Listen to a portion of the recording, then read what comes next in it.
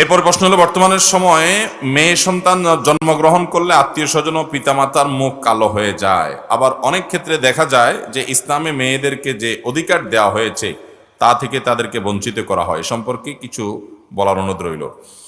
মেয়েরা তাদের জন্মগ্রহণ এটা ইমানদারদের জন্য ভালো, কল্যাণের।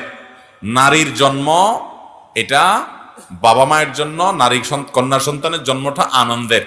ছেলে সন্তান সেও তার জন্মটাও আনন্দের হতে পারে যদি সে নেককার হয়, ভালো হয়। কিন্তু কন্যা যদি হয়, মেয়ে যদি হয় কারোর, শুধুমাত্র মেয়ে হওয়ার কারণে আল্লাহ রাব্বুল আলামিন ওই ব্যক্তির জন্য সুসংবাদ রেখেছেন। নবী করিম সাল্লাল্লাহু আলাইহি সাল্লাম বলেছেন, কারোর যদি 2টা কন্যা সন্তান হয়, 3টা কন্যা সন্তান হয়, এই সন্তানকে সে সঠিকভাবে লালন পালন করে, পড়াশোনা করে, ভালো যোগ্য পাত্রস্থ করে দেয়, তাহলে নবী সাল্লাল্লাহু আলাইহি সাল্লাম ওই ব্যক্তির, ওই মা বাপের জান্নাতের দায়িত্ব নিয়েছেন। অথচ 1 ডজন ছেলেও যদি হয়,